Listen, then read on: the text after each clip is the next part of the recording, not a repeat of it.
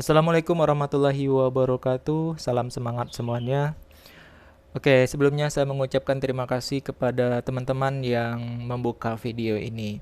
Semoga dengan memperbanyak kita menonton video latihan soal-soal P3K bisa mempermudah dan menambah pembendaharaan ilmu kita untuk siap menghadapi seleksi P3K.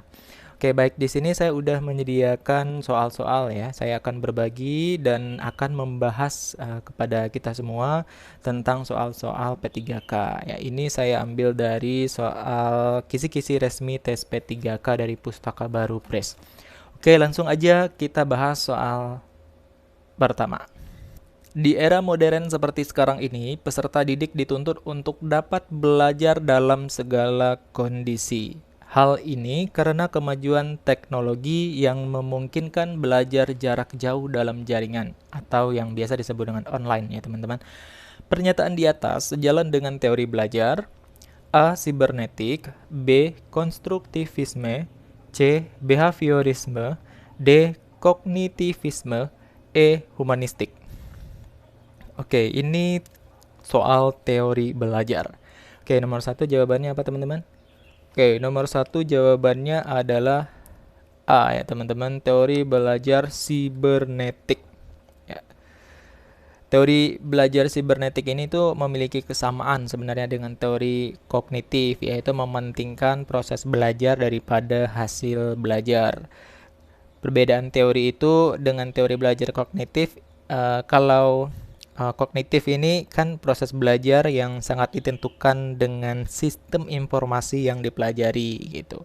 Kalau belajar secara sibernetik terjadi jika peserta didik mengolah informasi, memonitornya, menyusun strategi yang berkenaan dengan informasi-informasi tersebut. Jadi seperti itu ya teman-teman. Jadi untuk soal nomor satu adalah teori belajar sibernetik.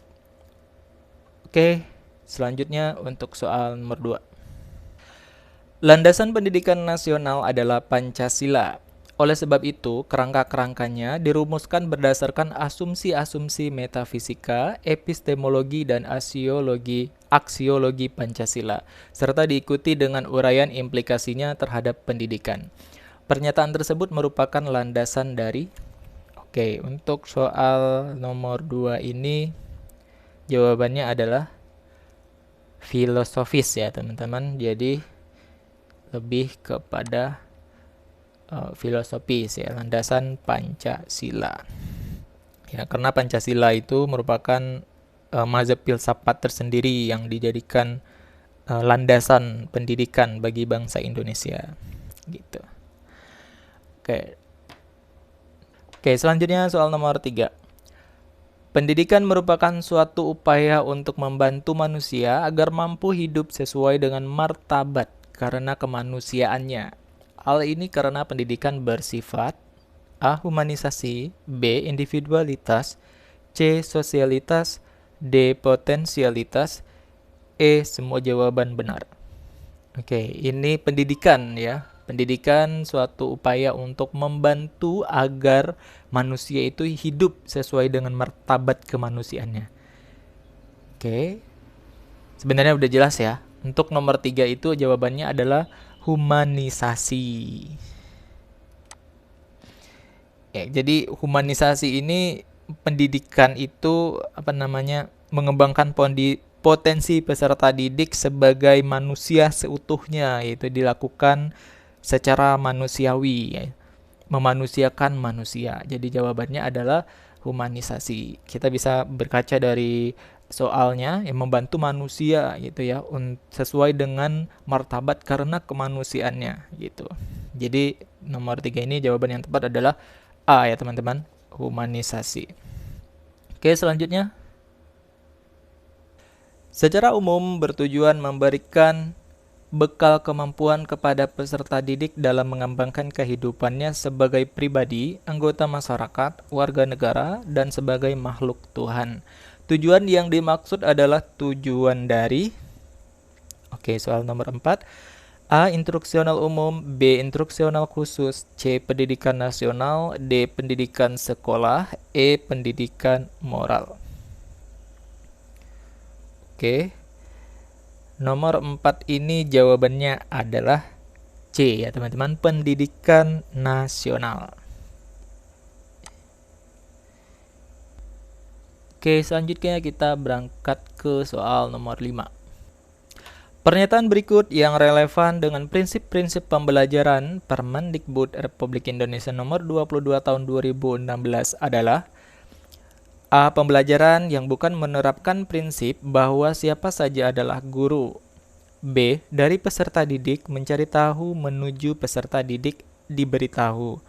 C. Dari pembelajaran berbasis kompetensi menuju pembelajaran berbasis konten dan tematik.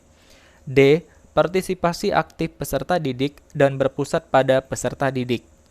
E. Pembelajaran dapat diimplementasikan kapan saja, di mana saja, dan dengan siapa saja. Oke, untuk soal nomor 5 ini pernyataan yang relevan ya dengan prinsip pembelajaran Permendikbud RI nomor 22 tahun 2006. Ya sebenarnya kita harus tahu dulu ya isi Permendikbud RI nomor 22 tahun 2016 itu apa gitu untuk bisa menjawab soal nomor 5 ini. Ya, untuk Permendikbud, undang-undang atau pasal-pasal biasanya itu kurang familiar di kita ya. Jadi ya agak jarang aja kita dengarnya gitu. Oke, untuk nomor 5 ini jawabannya adalah D ya teman-teman, partisipasi aktif peserta didik dan berpusat pada peserta didik. Jadi untuk nomor 5 jawabannya adalah D. Oke, selanjutnya. Pada saat mempersiapkan kegiatan pembelajaran, seorang guru dituntut menyiapkan strategi pembelajaran dan menentukan media yang akan digunakan dalam pembelajaran tersebut.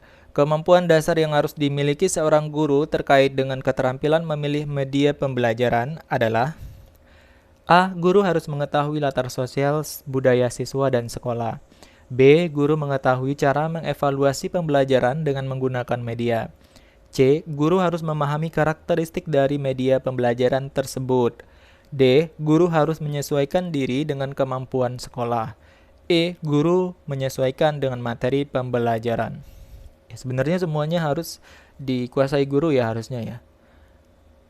Pada saat mempersiapkan pembelajaran, seorang guru dituntut menyiapkan strategi pembelajaran dan menentukan media yang akan digunakan. Kemampuan dasar yang harus dimiliki seorang guru terkait dengan keterampilan memilih media. Memilih media pembelajaran ya teman-teman adalah: Oke, untuk soal nomor 6 ini jawabannya adalah C ya teman-teman.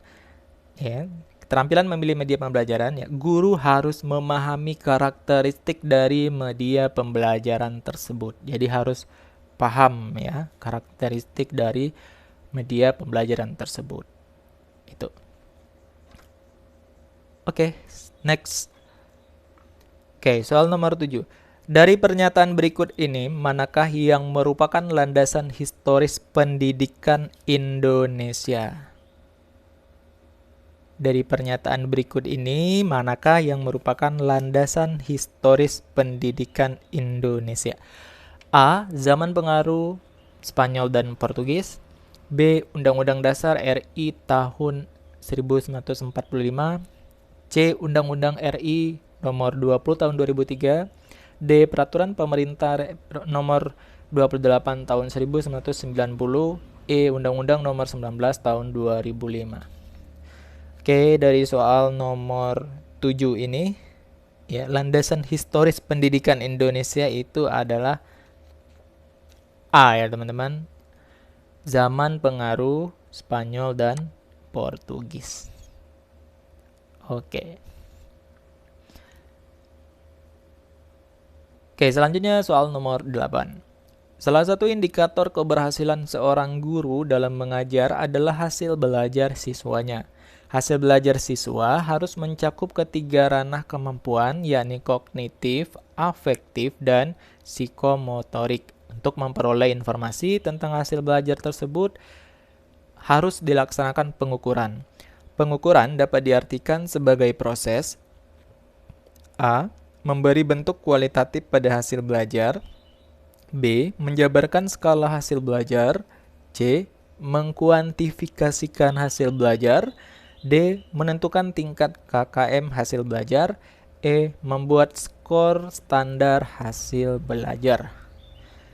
Oke, nomor 8 dibaca lagi mungkin soalnya teman-teman untuk bisa dipahami ya. Harus mencakup ketiga ranah, kognitif, afektif, dan psikomotorik ya.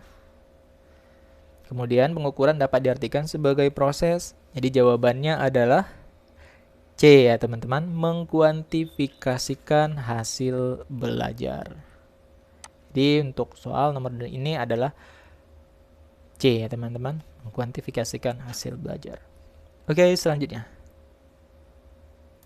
Oke, soal nomor 9. Kriteria keberhasilan belajar peserta didik diukur dengan menggunakan kriteria ketuntasan minimal atau KKM atau kriteria belajar minimal atau KBM.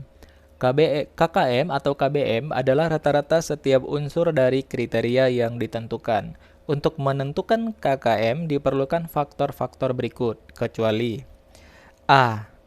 Kompleksitas indikator, daya dukung, dan kemampuan guru.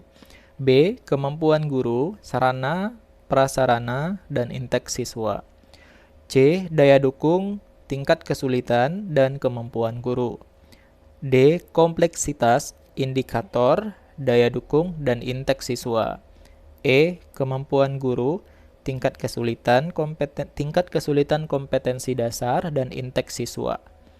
Oke, jadi untuk nomor 9 ini jawabannya apa teman-teman? Faktor-faktor berikut. Ya, untuk menentukan KKM diperlukan faktor-faktor berikut. Oke, untuk nomor 9 ini jawabannya adalah D ya teman-teman. Diperlukan kompleksitas indikator, daya dukung, dan inteks siswa. Oke, selanjutnya nomor 10.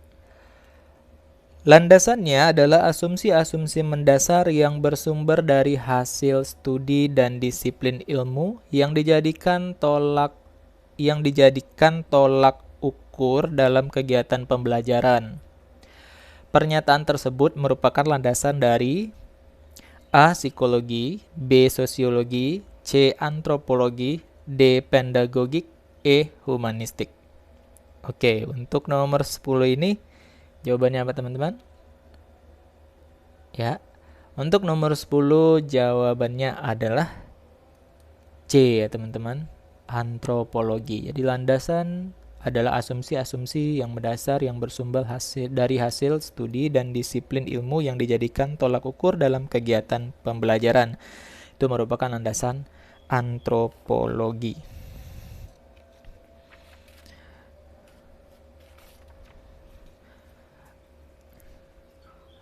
Oke teman-teman, udah habis soal-soalnya untuk share. Mungkin kedepannya akan saya buat lagi soal-soal yang berkaitan dengan P3K, sehingga nanti semakin banyak kita menonton video-video dari YouTube ataupun dari media sosial lainnya, bisa menambah pengetahuan kita untuk dapat mempermudah kita dalam menjawab soal saat tes P3K nanti. Oke teman-teman, jangan lupa like, comment, dan subscribe. Mohon dukungannya untuk channel ini, subscribe dan bunyikan loncengnya. Insya Allah nantinya akan membuat video-video terkait dengan soal-soal P3K. Oke, terima kasih telah menonton. Jangan lupa di like, comment, dan subscribe. Assalamualaikum warahmatullahi wabarakatuh.